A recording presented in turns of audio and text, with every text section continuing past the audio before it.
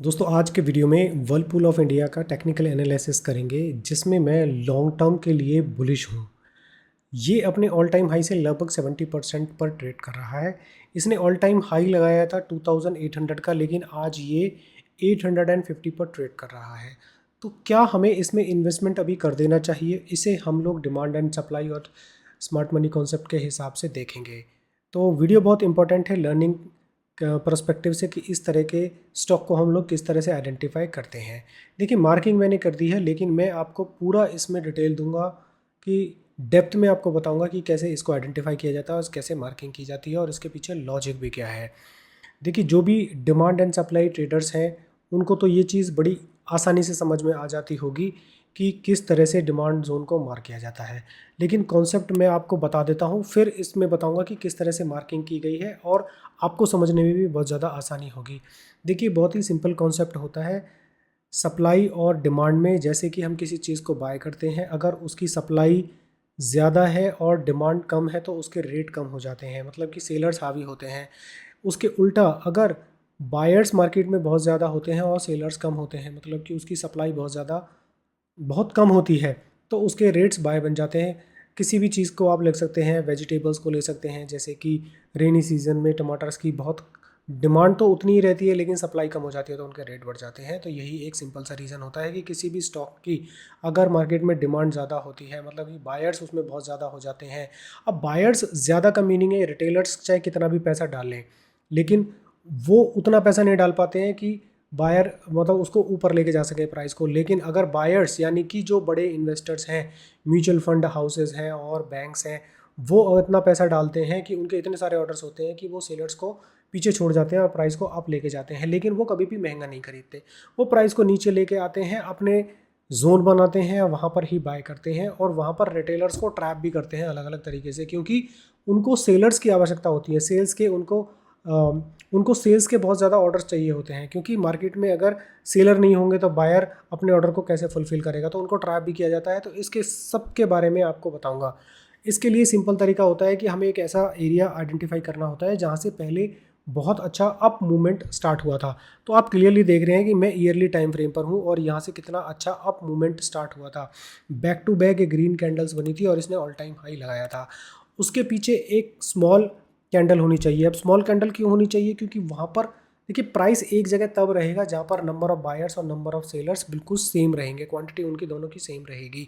लेकिन जैसे ही number of buyers बढ़ जाएंगे तो वो प्राइस अप चला जाएगा। तो हम उस एरिया को आइडेंटिफाई करते हैं कि जहाँ पर नंबर ऑफ बायर्स और नंबर ऑफ सेलर्स बिल्कुल इक्वल थे। तो ये एरिया मुझे इस तरह का नज़र आया है। इसकी जो बॉडी है उसको हम लोग मार्क करते हैं फ्रॉम टॉप टू बॉटम। ये मैंने एरिया मार्क कर लिया। अब प्राइस यहाँ पर आ गया। अब आप देख रहे हैं कि ऑलरेडी अभी हम मई के मिडिल में चल रहे हैं। देखिए, ऑलमोस्ट हाफ ईयर होने को है, लेकिन प्राइस में एक जो गिरावट आ रही थी वो जाकर एक थम गई है। तो वो इंडिकेट करता है कि इसमें कुछ ना कुछ तो हो रहा है। लेकिन हमें उसमें ट्रेड कब लेनी चाहिए? क्या एंट्री के टाइम पे ले लेनी चाहिए या थोड़े दिन रुक के लेनी चाहिए? वो भी आपको कॉन्सेप्ट आपको बताता हूँ। अब जैसे ही मैं हाफ ईयरली पे जाता हूँ, तो आप क्लियरली देख रहे हैं कि प्राइस ने जैसे ही इसको टच किया था और इसमें एक पुल बैक आया था, तो इमीडिएटली एंट्री मैं ये कहता हूँ कि कभी भी फॉलिंग नाइफ को हाथ में नहीं लेना चाहिए। ठीक है, पहले वेट करना चाहिए, तसल्ली से पेशेंस अपना हाई रखना चाहिए। स्टॉक में जो गिरावट है उसको ठंडा होने देना चाहिए। तो अब हम अगर 3 महीने पे जाएंगे तो यहाँ से आपको क्लियरली नज़र आएगा कि जो मैंने मार्किंग की थी, ये देखिए, इसमें लगभग 41% की अप मूव आई थी। तो किसी ने अगर यहीं पर बाय किया था, लेकिन उसके जो यहाँ पर लेता है उसके केस में क्या है कि रिस्क बहुत ज़्यादा बढ़ जाता है। तो उसको जो टाइम फ्रेम है उसको छोटा करके हम लोग रेंज को कम कर सकते हैं। लेकिन हम बात कर रहे हैं आज की। तो इस अगर आप इतनी बड़ी रेंज को प्ले कर सकते हैं तो डेफिनेटली ट्रेड ले लेनी चाहिए। लेकिन अगर हम वेट करें कि एक्चुअल में जब बहुत ज़बरदस्त मूवमेंट आने वाली है तब का वेट करना है, तो वो टाइम अब आ चुका है। अब वो कैसे आइडेंटिफाई किया है वो बताता हूँ। देखिए, अब हम 3 महीने की कैंडल पे तो आ गए हैं। अब हम जाते हैं मंथ पे। अब आप क्लियरली यहाँ पर देखेंगे कि प्राइस यहाँ पर आया और यहीं से ही बढ़िया बढ़िया कैंडल बनी। अब वहाँ पर प्रॉफिट बुकिंग होने के बाद में प्राइस फिर से डाउन आ गया और डेप्थ में चला गया और कंसोलिडेशन भी होना शुरू हो गया।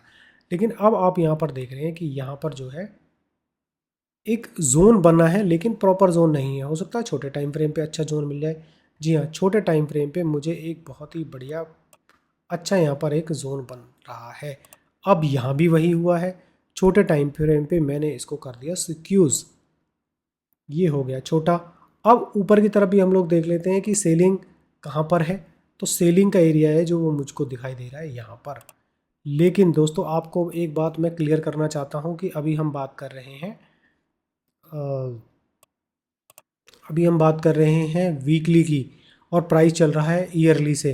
तो क्या ये स्टॉप कर पाएगा? देखिए मैं समझता हूँ फर्स्ट प्रॉफिट बुकिंग यहाँ पर हो सकती है। ठीक है, तो मेरा जो एरिया है, जो मैंने आइडेंटिफाई किया है कि भाई कहाँ पर मैं जाकर अपना एक लेवल देख रहा हूँ, तो मैं 1300 के आसपास में यहाँ पर एक लेवल देख रहा हूँ कि ये मेरा फर्स्ट टारगेट हो सकता है। ठीक है, प्राइस मैं डेफिनेटली उम्मीद करता हूँ कि ये यहीं से चलेगा। हो सकता है कुछ दिन के लिए बीच बीच में इसमें रिकावट हो, लेकिन देखिए प्राइस कभी भी इतना स्ट्रेट नहीं चलता है, प्राइस तो हमेशा जिग जैग करते हुए ही चलेगा। तो अब जब ये प्राइस यहाँ पर चलेगा, तो जैसा मैं सभी स्टॉक्स में अपने बताता हूँ कि हम लोग यहाँ पर इन्वेस्टमेंट कर सकते हैं, यहाँ पर एसएल लगा सकते हैं, और ये जो पैसा है इसको तो लगाएं हम यहीं तक। लेकिन इसके बाद जब ये चलेगा तो जिगजैग होता चलेगा, तो जब अब ये अप मूवमेंट में आ जाएगा, तो हम डेली की कैंडल पे भी अगर हमको इस तरह की फॉर्मेशन अगर मिल जाती है, मतलब कि यहाँ पर छोटे से एरियाज बन जाते हैं और प्राइस वापस रिट्रेस होकर यहाँ पर आता है, तो हम इस तरह के जोन को भी मार्क करके ट्रेड प्लान कर सकते हैं, और इसको हम प्लान करेंगे ट्रेडिंग के प्रोस्पेक्टिव से। तो दोस्तों इस तरह की जो ट्रेड्स है वो स्मार्ट मनी और डिमांड एंड सप्लाई की थ्योरी के हिसाब से ली जा सकती है।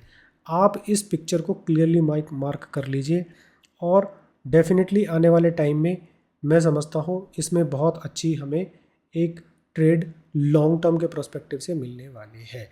दोस्तों ध्यान रखिएगा, इसका जो एसएल है वो हमेशा यहीं रहेगा, यहाँ पर नहीं रहेगा। Thank you friends for watching my video. अगर आपको अच्छी लगी है तो वीडियो को लाइक, शेयर और चैनल को सब्सक्राइब करना ना भूलें। Thank you.